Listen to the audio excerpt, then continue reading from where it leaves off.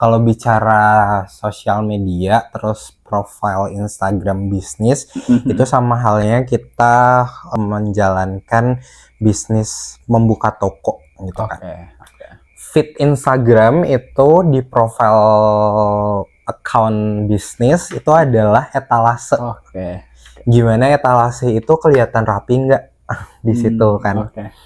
Di feed juga rapi nggak, tersedianya apa aja, jualannya apa aja, terus bagaimana produknya gitu kan. Orang di sosial media biasanya juga akan membayangkan gimana ketika orang berada di restoran itu, ketika orang mencoba makanan itu, gimana Oke. itu bisa dihasilkan dengan foto kita, hasil foto. Story Instagram itu saya ibaratkan penjaga toko. Jadi Oke. di mana story itu mau nggak mau harus setiap hari ada sih, kayak dia itu menginformasikan bahwa hey, toko kami buka loh gitu. Oke. Literasi bisa banget di Google. Google tuh ada namanya Google Digital Garage. Di situ banyak sekali sih bacaan-bacaan yang ada. Selamat malam semua, saya Gekano dan kali ini saya mau ngobrol dengan seorang pegiat sosial media dan salah satu co-founder dari Citra Kara Kreatif, Kakak Panji. Thank you so much sudah datang. Ya, selamat malam dan ya Kakak Panji, mungkin banyak yang belum kenal atau menurut kakak sendiri Semangka Barat atau Labuan Bajo ini atau gimana? Oke, mungkin selamat malam. Iya, siap. Selamat malam semuanya. Selamat mungkin pagi, siang, sore. Nggak tahu juga ya, kan. nanti diupload jam berapa ini? Ya, oke. Saya Panji. Di sini jadi co-founder Citra Kara Kreatif. Oke. Udah 3 tahun di sini. Oke. Sebelumnya ke Labuan Bajo itu waktu zaman COVID, gabung government, Kementerian Pariwisata, lalu lihat peluang yang ada di Labuan Bajo bersama founder Citra Kara Kreatif sendiri, Yohanes Albian, untuk mengembangkan Citra Kara Kreatif. Oke. Malam ini sebenarnya kita mau bahas tentang ini kakak, social media marketing. Ya. Saya pikir teman-teman Citra Kara Kreatif sangat erat sekali dengan hal ini, makanya kita undang, kita mau ngobrol. Dan kayaknya ini episode lagi-lagi sebenarnya untuk saya sendiri sih episode ini. Kayaknya saya banyak menggali dari teman-teman. Episode yang kemarin juga begitu. Dari yang nonton ya hanyalah untuk bonus juga. Kalau sebenarnya untuk saya dan teman-teman saya yang lagi nambah mengais ilmu di program studi yang saya ambil sekarang.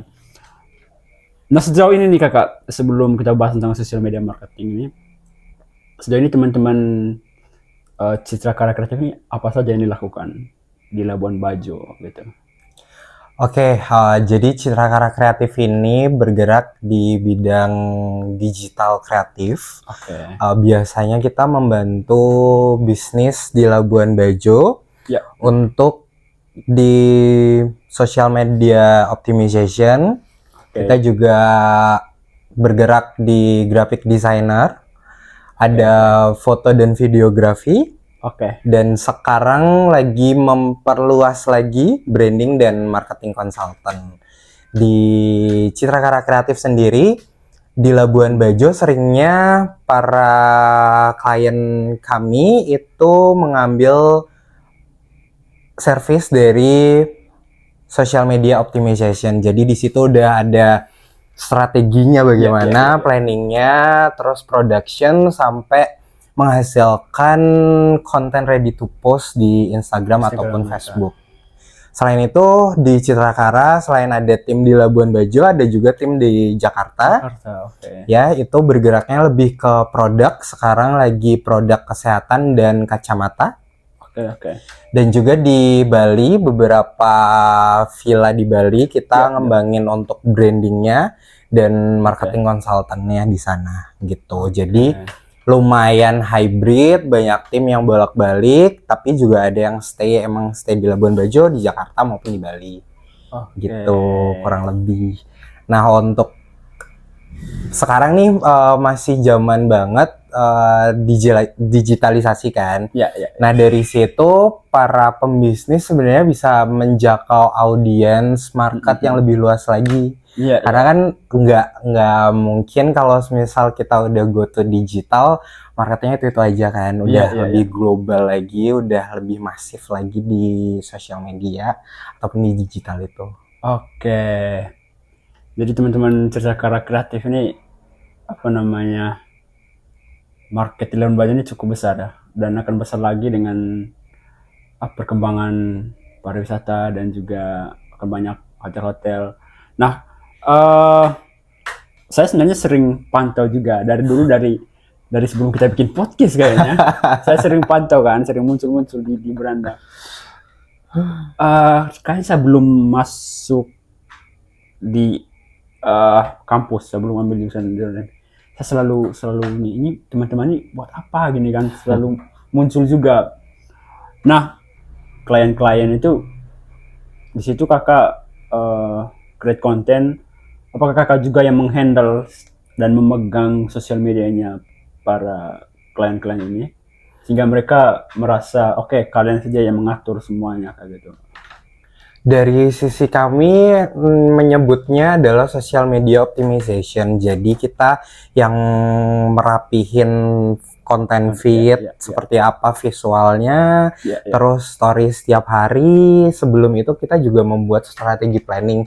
Nah itu pokok biasanya hal-hal yang paling sulit tuh di strategi dan planning gitu kan. Terus kita juga produce kontennya juga, kita bikin foto, video, hingga editing, kita bikin caption, kita research dulu hashtagnya, sesuai nggak nih sama marketnya, sesuai nggak nih sama audience dari masing-masing account itu sendiri, seperti itu, hingga konten itu layak dipost deh gitu. Setelah udah mungkin melewati beberapa revisi, terus akhirnya konten itu bisa dipost. Oke. Berarti Citra ini sudah 3 tahun Labuan Bajo kak ya? Sebenarnya awal mula Citra itu, kalau boleh cerita sedikit ya. Boleh. Jadi awal mula Citra itu saya ke sini Oktober 2020. Which is itu masih COVID. Iya, benar-benar.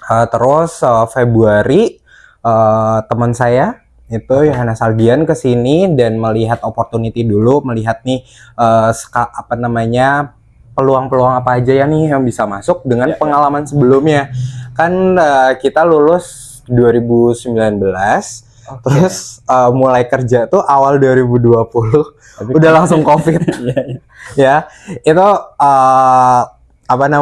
emang kayak challenge untuk Gen Z sendiri ya. Kalau boleh diukur kan kayak Gen Z itu kelahiran dari 97 sampai 2012. Nah, jadi 97 itu biasanya lulusan 2019 tuh. Kamu mulai kerja 2020. Nah, itu langsung COVID kan, baru mulai kerja terus langsung COVID. Terus kita nyari-nyari peluang dulu, apa nih yang bisa masuk. Nah, kebetulan related semuanya nih. Saya basicnya emang marketing, tourism marketing. Teman saya juga tourism marketing. Founder dari Citra itu sendiri udah match, terus kita juga berkecimpung di sosial media. Dulu ingat banget mulai naik lagi TikTok, ya kan? Dulu sempat ngedrop TikTok karena mungkin image-nya alay, kampungan, karena semuanya joget-joget gitu kan. Sekarang di zaman COVID itu naik lagi, ternyata bukan sekedar itu aja TikTok digunakan, tetapi juga ada sisi edukasinya, sisi positifnya itu naik. Terus kita mencoba masuk juga di Instagram dan Facebook lagi, kayak kita tahu kayak ada platform lain yang baru bermunculan, terus fitur-fitur baru di dalamnya juga bermunculan. Tapi menurut kami sendiri Instagram masih tetap kuat sampai sekarang. Kayak kemunculan dulu Snapchat, Snapchat muncul naik, Instagram bikin Instastory. Terus TikTok naik, ke video pendek, Instagram muncul Reels gitu kan. Benar. Nah, sekarang kayak paket komplitnya itu emang di Instagram, dan audiens semuanya mencari sesuatu hal juga. Sekarang Instagram masih mumpuni, walaupun Iya, TikTok sekarang ya naik turun ya dengan Instagram. Iya. Seperti itu. Terus akhirnya setelah mencari peluang, kita dapat klien pertama kita dulu ada namanya Warung Surasa di Kampung Pede, di Pantai Pede, Jalan Pantai Pede. Itu klien pertama kali ya, pertama.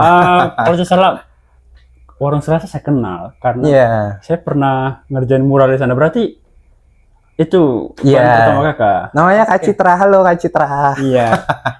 Saya kemarin yang mural di tempat kakak, tapi dengan dengan kak ini yang fotografer juga, kakak Uli. Nah, iya. Ngerjain mural untuk itu. Nah, dari situ berkembang tuh, alhamdulillah ya, kayak kalau semisal kerja bagus, pasti kan dari klien kita yang pertama dia berani merekomendasi, berani ngomong. Terus saya juga kebetulan dekat juga dengan Kak Citra, ngobrol apa sih yang kurang, apa sih yang perlu diimprove gitu kan. Nah, dari situ, dari mulut ke mulut, akhirnya ya pelan-pelan kita bisa nge-reach out market pebisnis yang ada di Soekarno-Hatta itu sendiri. Mulai dari La Cucina, Maison Belmont, terus ada Harper Komodo Hotel, terus ada dulu sempat Bacala juga, sekarang ada Happy Banana sampai Siesta. Mungkin mohon maaf nggak bisa sebutin satu-satu. Oke. Ya seperti itu, sampai berkembang sekarang, sampai udah punya tim di Labuan Bajo, Jakarta, dan Bali. Waduh.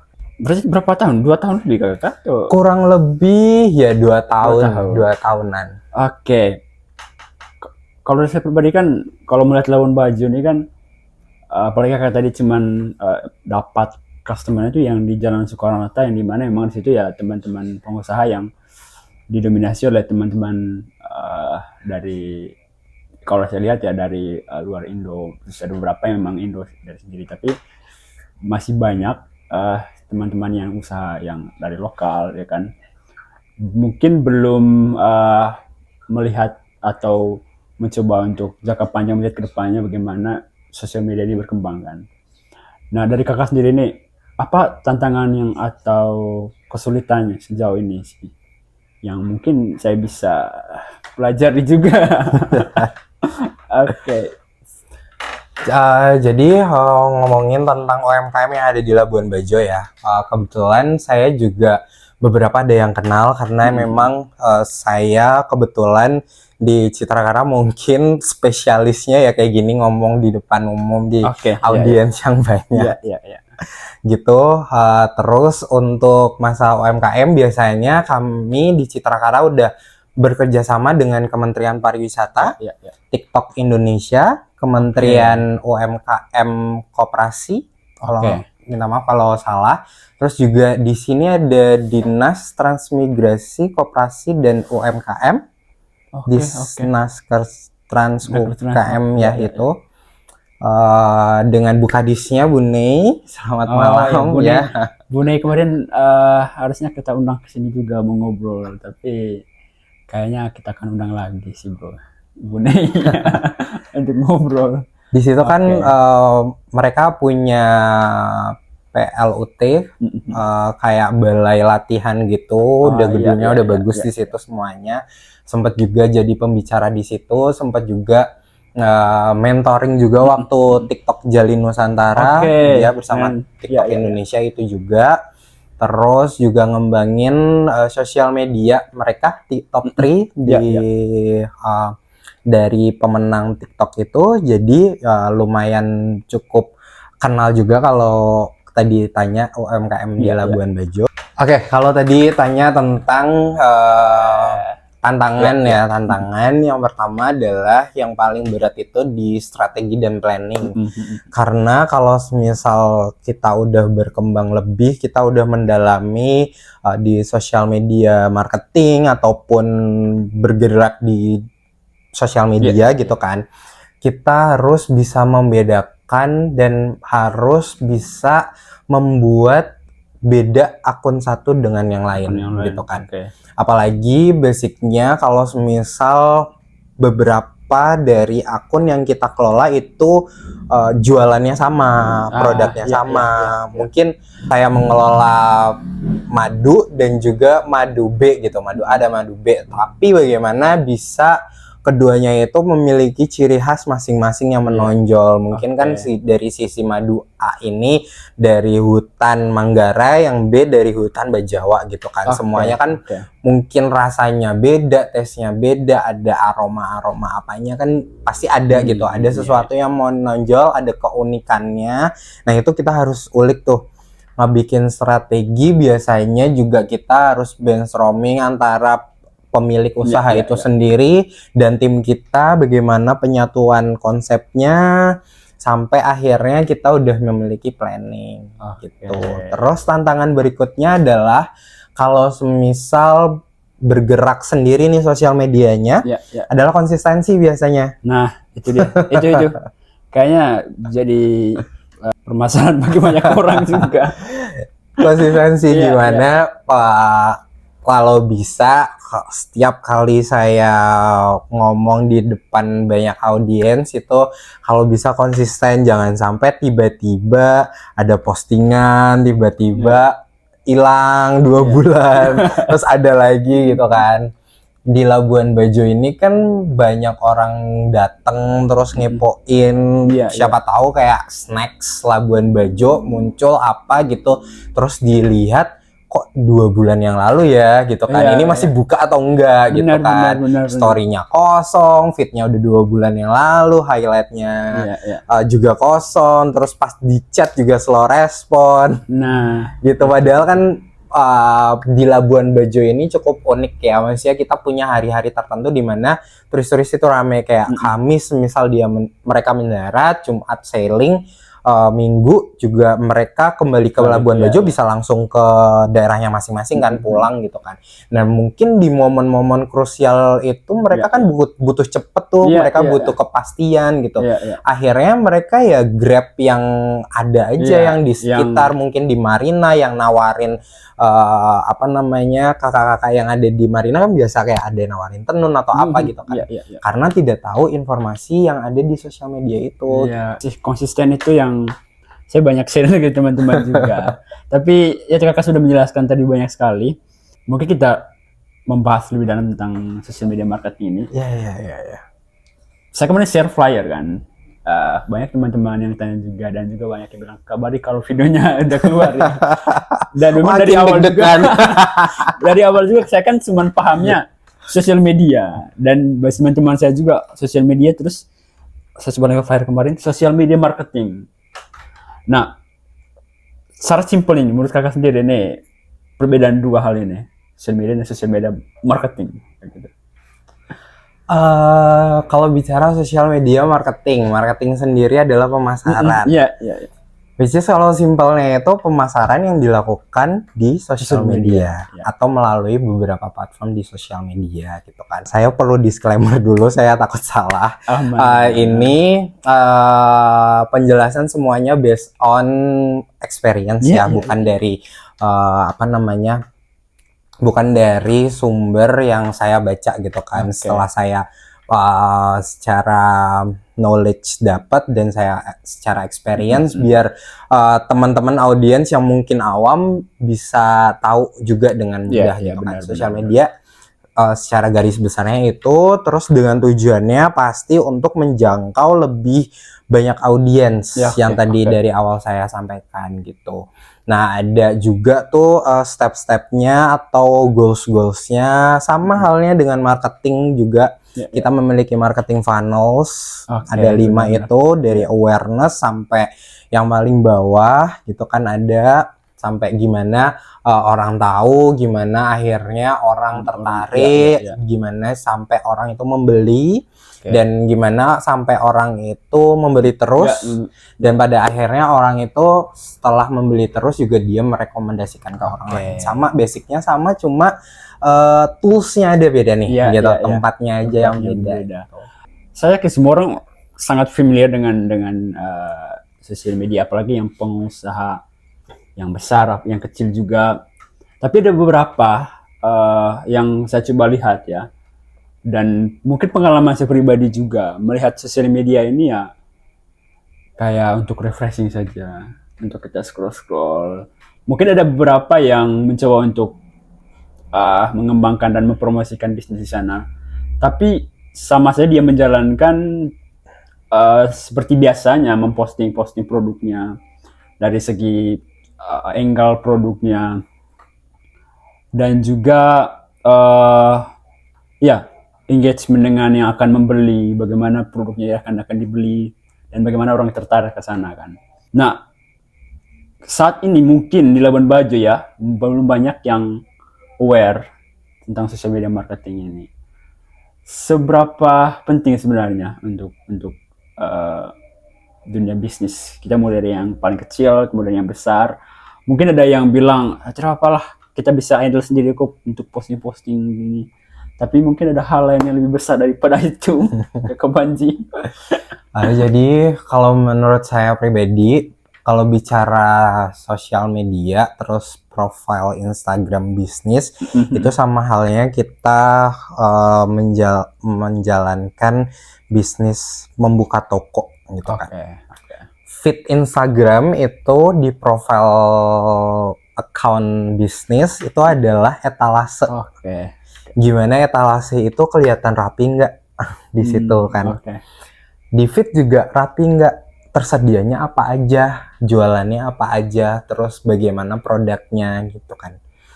Orang di sosial media biasanya juga akan membayangkan gimana ketika orang berada di restoran itu, ketika orang mencoba makanan itu, gimana itu bisa dihasilkan dengan foto kita, hasil foto kita angle-nya yang bagus, terus pemilihannya, konsepnya seperti apa, seperti itu.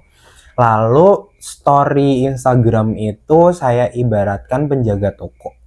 Jadi di mana story itu mau nggak mau harus setiap hari ada sih, kayak dia itu menginformasikan bahwa hey, toko kami buka loh gitu. Hey, toko kami itu sekarang menyediakan ini. Hey, toko kami itu hari ini sold out item apa, seperti itu. Atau mungkin ada spesial menu atau spesial item pada saat minggu atau hari-hari tertentu, itu kan dari story perlu diinformasikan.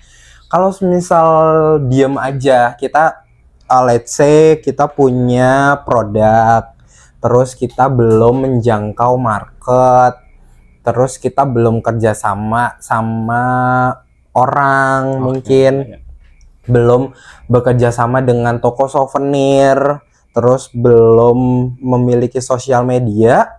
Dengan bantuan sosial media menurut saya akan mempermudah orang tahu keberadaan produk tersebut gitu sih.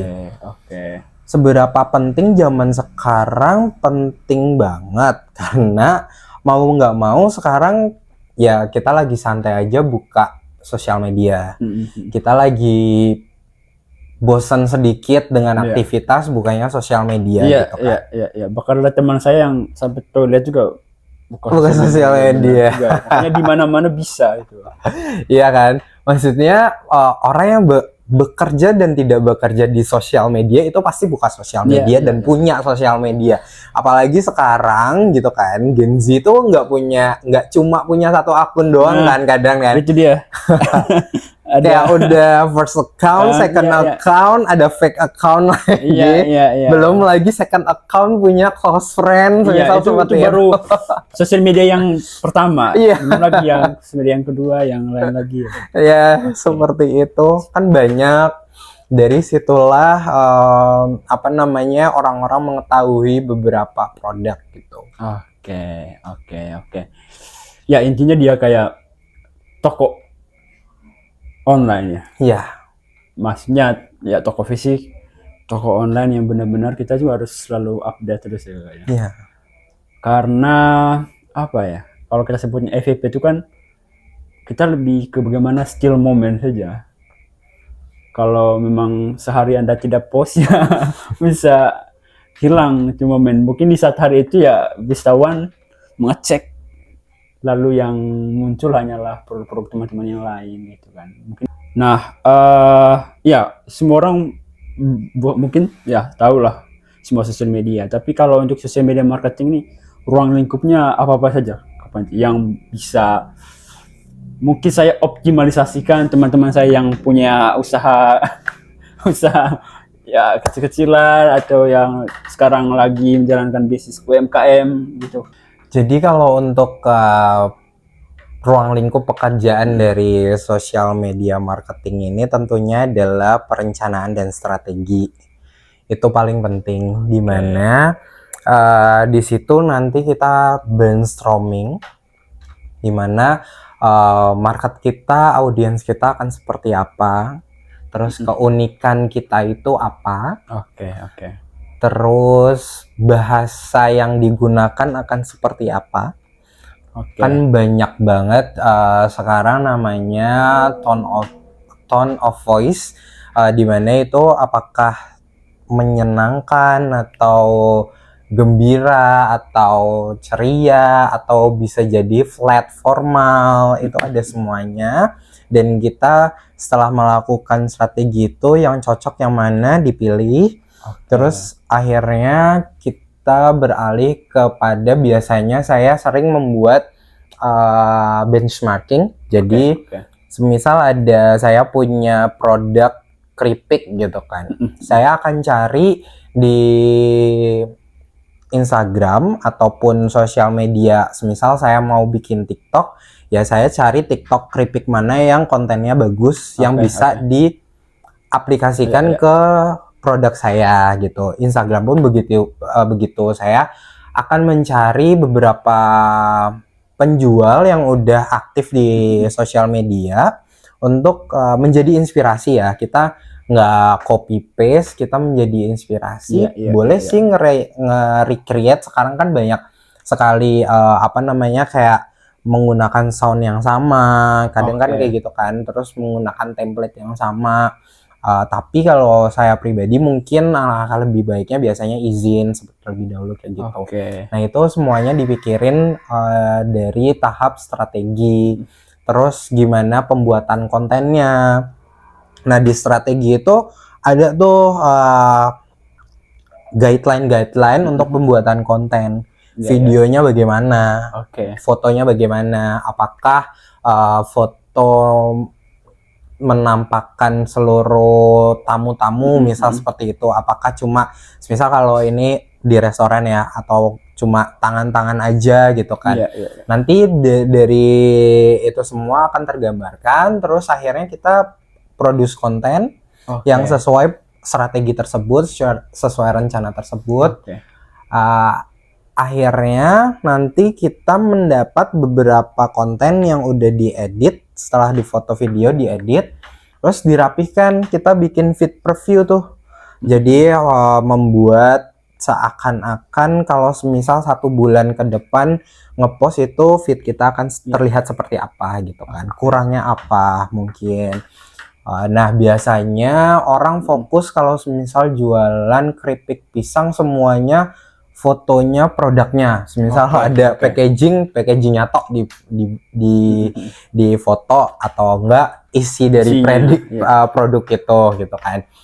Nah perlu jadi catatan juga bahwa orang juga pingin tahu behind the scene-nya gitu.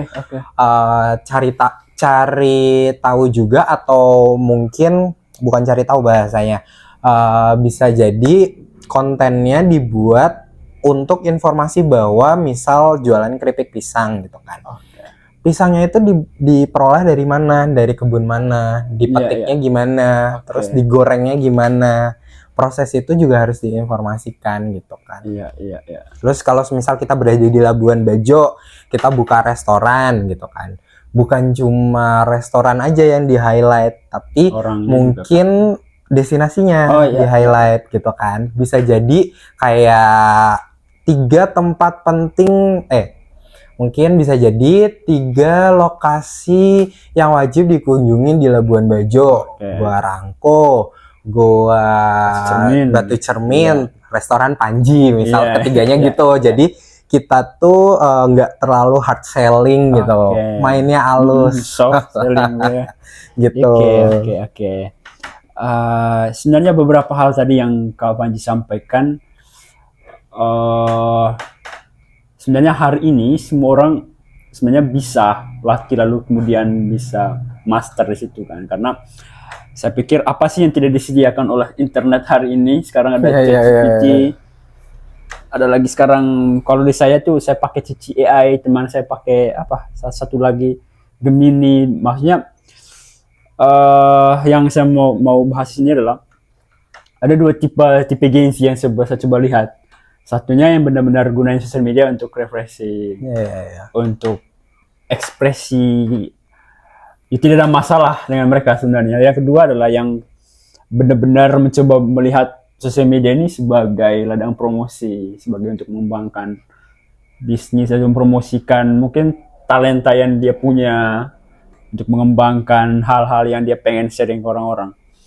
Nah, saya juga berpikir bahwa Gen Z memang adalah orang yang saat ini mendominasi sosial media. Bagaimana menurut Kak Panji? Benarkah itu? Setidaknya presentasinya lebih besar ya?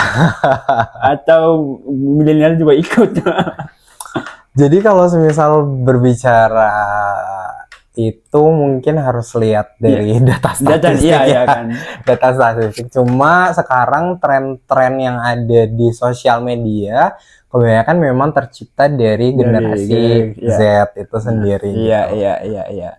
Tapi sekarang ada fenomena unik, bukan fenomena sih. Jadi ini penelitian kalau semisal generasi Y atau millennials itu kan biasanya 80 sampai 96, terus 97 sampai 2012 itu baru Gen Z kan, generasi Z. Terus ini sekarang ada sebuah penelitian dari Boston, aku nggak tahu itu dari Boston University atau enggak. Kalau nanti nemu mungkin bisa dicantumkan gitu ya.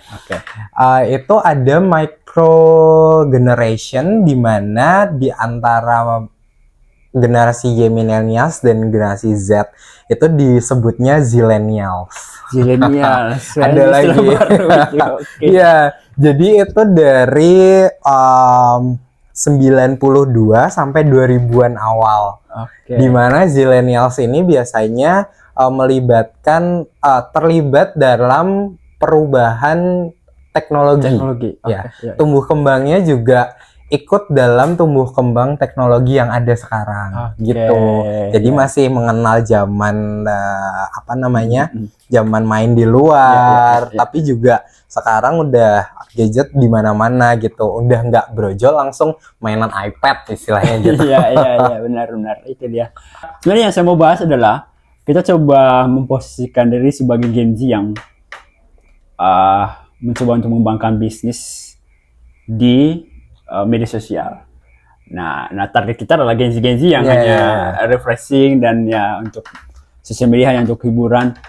Nah, kalau kita nih, kalau menurut Kak Panji sendiri sih, viral tuh gampang nggak sih? Untuk bagaimana strategi untuk viral itu seperti apa? Ya, maksud saya yakin semua orang yang punya bisnis, punya yang mau berkembang, saya pengennya yang instan saja kayak gitu. Viral in the good way atau bad way? Pasti yang in the good way ya. Oke, coba in good way. In bad way nanti setelah bahas yang good way saja. Kalau misal in the bad way gitu kan, bikin kontroversi udah gampang banget sekarang ya. Langsung booming gitu. Terus gimana caranya kita terkenal tapi dengan prestasi yang ada gitu kan. Nah, biasanya itu viral itu adalah momentum sih, dimana emang kejadian atau konten yang kita bikin itu relate sama audiens yang ada, kebanyakan orang-orang gitu kan. Yang pertama itu. Yang kedua adalah kita harus memanfaatkan momentum viral kita. Kalau semisal kan sosial media cepat banget ya, maksudnya kayak tren hari ini sama besok aja kita nggak tahu. Kayak apalagi kita ngomongin jangka waktu mingguan gitu, tren minggu ini dan minggu depan atau let's say minggu lalu aja beda sama minggu ini gitu kan. itu kita harus memanfaatkan momentum, jangan sampai kalau kita ngejar follower ya, jangan sampai momentum itu lewat gitu aja, kita cuma viral satu doang. Let's say apa yang viral dulu ya, Odading semisal, Odading Mang Oleng gitu kan ya, itu aja ya, tiap hari kita dengerin audiens akan bosen, terus akan dilupain aja gitu. Kita nggak ada karya lagi yang next. Mungkin dengan adanya mungkin semisal kita viral dengan jargon sesuatu gitu, mungkin next stepnya adalah kita bikin jargon lagi, lagi, terus-terusan konsisten, sehingga kita dikenal tuh. Mungkin akan seperti dulu kan ada artis Syahrini yang terkenal banget jargonnya gonta-ganti. Ya mungkin seperti itu, atau mungkin contoh lainnya ada banyak, cuma ini contoh yang relate dan mungkin bisa dipahami semua orang gitu kan. Kurang lebihnya seperti itu. Oke, itu dia teman-teman. Kalau mau yang cepat ya kontroversi sih. Tapi kalau yang in a good way berarti harus update dengan tren. Update dengan tren. Kita juga bisa bikin tren sendiri. Maksudnya dalam artian belum ada orang yang menjangkau hal itu, kita jangkau juga nggak masalah gitu. Tergantung dari kitanya. Kalau semisal kita ngikutin tren, jatuhnya nanti kita audiensnya ya kita menyesuaikan tren terus, maksudnya kita menjadi followers terus gitu loh. Oke, benar ya. Kita harus berani menciptakan tren juga sih. Nah, kalau kita fokus lagi ke kita sebagai Gen Z yang ya melihat sosial media sebagai sosial media marketing ini, Kakak Panji. Nah, kalau kita punya audiens Gen Z atau milenial nih, apa saja yang perlu kita perhatikan untuk mungkin create konten atau mungkin create sesuatu di sosial media itu, yang mungkin satu dua hal yang esensial untuk perlu diperhatikan kayak gitu. Sebenarnya ada yang belum saya omongin tentang ruang lingkup. Itu selain tadi ada strategi terus produce konten, kita juga ada namanya manajemen perikanan atau manajemen akun hingga analisis itu sendiri. Kalau misal untuk pengembangannya, kita harus mengetahui dulu nih apa yang kita sudah bikin dari strategi, dari planning, dan apa yang sudah kita eksekusi. Itu kita lihat analisisnya. Sekarang kan kalau semisal account bisnis itu kan ada insight, ada professional dashboardnya sendiri, itu bisa dilihat. Terus masing-masing post itu bisa dilihat dari situ. Kalau semisal kita mau terjun langsung, kan sekarang konten kreator banyak banget ya, maksudnya kayak ada beauty, ada dance, ada masak, mungkin foodies, bisa review atau apa, terus ada review hotel, terus ada traveling semuanya gitu kan. Kalau semisal kita dari nol, kita bisa banget untuk mencoba semuanya gitu kan. Dalam 1 bulan let's say gitu kan, kita ngomongin topik makanan, terus tiba-tiba ngomongin make up gitu, misal kalau cewek, terus tiba-tiba kita ngomongin destinasi yang ada di Indonesia atau Labuan Bajo, tiba-tiba kita review makanan hotel. Nah, itu bisa dilihat kan analisis audiens mana yang paling menonjol nih. Misal dari beberapa itu kita mengerucutkan lagi nih, kita bikin top 3 nih. Oh, ternyata konten aku nge-review makanan, terus nge-review hotel, terus destinasi ini oke nih gitu. Nah, itu konsisten tuh, terus lanjut sampai nanti pasti akan nemu ngerucut satu gitu. Oh, ternyata aku cuma fokus di travelingnya aja gitu. Apa namanya, laut-laut, gunung-gunung, sunset, biasanya kan kayak gitu. Kalau semisal udah merambah ke content creator traveling gitu. Ya berarti harus coba semua tren sampai menemukan yang cocok. Iya, benar-benar harus berani mencoba, kayak jangan terlalu scrolling. Maksudnya it's okay kalau semisal kalian kerjanya di sosial media, tapi kalau semisal kalian pingin dan niat untuk bekerja dan mendapatkan uang dari sosial media, jangan cari tutorial banyak-banyak. Iya, Cukup satu aja langsung lakukan. action Iya, sih. action itu Ya, itu penting daripada kita bikin tutorial. Kadang kan kalau semisal kita lihat mungkin ya kayak podcast kali ini lihat, oh Kak Panji bilangnya seperti ini, terus ada lagi nanti pembicara yang ngomong sosial media, oh ternyata Kak itu ngomongnya kayak gini, terus harus yang mana ya, gitu kan. Ya orang-orang kan Iya. masing-masing punya experience masing-masing, pasti Iya. kan berdasarkan experience masing-masing juga kan Iya. ngomongnya. Jadi ya itu tadi, jangan takut untuk memulai, terus konsisten dan scrollingnya yang lebih bermanfaat lagi. Kalau semisal tadi kita udah tahu nih plottingannya kita itu akan kemana, ya scrollingnya khusus untuk itu aja gitu. Iya, Kalau iya. misal tadi traveling berarti ya kita harus bener-bener tahu juga, oh ternyata ada konten creator lain nge-review destinasi asik ya gayanya ya, aku terinspirasi, aku akan bikin konten kayak gitu di gua Rangko misalnya gitu. Oke. Kayaknya itu tadi sudah mengarah ke bagaimana teman-teman yang mau berkarir di sosial media. Iya. Marketing ini ya benar. Itu keren. Oke, kayaknya ini kita sudah berapa menit nih? Setengah jam kayaknya ke Banji, dan Nggak berasa. mungkin terakhir nih, kayaknya untuk saya juga sih sebenarnya ini, dan juga untuk teman-teman saya yang sama-sama belajar di marketing. Ya, sejauh ini Kakak Panji mungkin ada rekomendasi sumber-sumber untuk belajar lebih lanjut tentang sosial media marketing, karena kalau saya coba review dari tadi kan, kalau untuk kita bermain sosial media agak simple dan sangat gampang sekali, tapi kalau kita mencoba untuk menjadikan sosial media ini sebagai tools marketing ini ya cukup complicated kalau kita mulai belajar dari bawah. Kalau dari Kak Panji sendiri nih, tools atau mungkin sumber-sumber referensi yang boleh di-share? Kalau untuk masalah sosial media, sebenarnya sumbernya itu dari sosial media itu sendiri. Kita harus pahami dari platform itu sendiri, karena algoritma tiap platform beda-beda, walaupun ada kemiripan. Kalau saya biasanya setiap ada pembaruan tuh selalu deg-degan. Apa nih yang hilang fiturnya? Apa nih yang diperbarui? Dan apa yang baru? Apalagi kalau kita sudah nyaman dengan fitur-fitur. Nah, iya tiba-tiba hilang gitu kan. Tiba-tiba kadang kalau misal Instagram tuh letaknya beda, itu juga aduh kayak oh perasaan itu di sini kok gitu, kayak placementnya aja beda, itu menurut dia kayak pembaruan.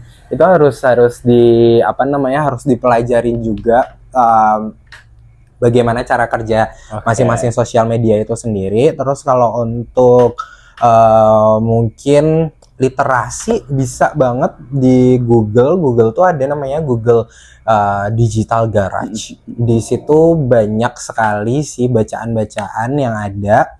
Terus banyak itu tadi, biasanya saya lebih suka jujur mendengarkan daripada membaca ya. Jadi dengan adanya YouTube, dengan adanya TikTok, penjelasan-penjelasan singkat dari beberapa konten kreator yang memang spesialisasinya di sosial media, itu sangat membantu saya. Gitu. Terus itu tadi, pelajari sosial media itu sendiri. Keren Kak Panji. Kayaknya kita sudah ngobrol banyak, dan saya sedikit full nih, karena ini relate dengan saya pribadi kan, dan kita di Prodi kayak punya plan, pokoknya kalian satu atau dua dari kalian harus bikin agensi dari Ibu Fitri kan, atau merambah ke sana lah. Dan kita punya contoh selalu, permasi teman-teman Citra Kreatif ini berkembang gitu. Apakah kita menjadi kompetitor atau kita duduk bersama mereka? tapi thank you Kak Panji sudah menyempatkan waktu ya ke Bacotop Podcast. Saya pikir kalau kita bahas tentang sosial media ini akan banyak hal sekali sebenarnya. Harus bikin 5 episode. Tapi sudah sangat banyak sekali yang Kakak sharing tadi. Semoga itu ya bisa menjadi apa ya, insight buat saya juga, teman-teman juga. Sebenarnya ada pertanyaan terakhir nih sebelum kita menutup ini, tapi kayaknya off cam saja. Saya mau tanya, kakak selama ini kan mengelola sosial media ini orang, tetapi kalau kakak Panji melihat sosial media dari Baca Talk ini seperti apa? Tapi teman-teman, nanti kakak Panji akan menjawabnya di off cam. Dan terima kasih kepada kakak Panji yang sudah datang ke Baca Talk Podcast. Terima kasih, mungkin dari saya yang terakhir, Citra Kara Kreatif terbuka lebar kalau semisal mau sharing-sharing, Oke, kalau siap, semisal mau bantuin kita juga boleh. siap. Kita terbuka banget Oke. untuk saling belajar lah ya. Oke. Kita juga masih, maksudnya kita walaupun udah bergerak di sini juga kita nggak berhenti untuk belajar. Oke, Itu tadi sih, oke. banyakin relasi juga tetap baik ke semua orang, jangan lupa. Oke. Apakah kami menyiapkan CV nanti? Atau boleh siapa aja sih yang tertarik. Oke, terima kasih Kak Panji dan sampai jumpa di next episode, mungkin bersama Kakak Panji lagi. Selamat malam semua.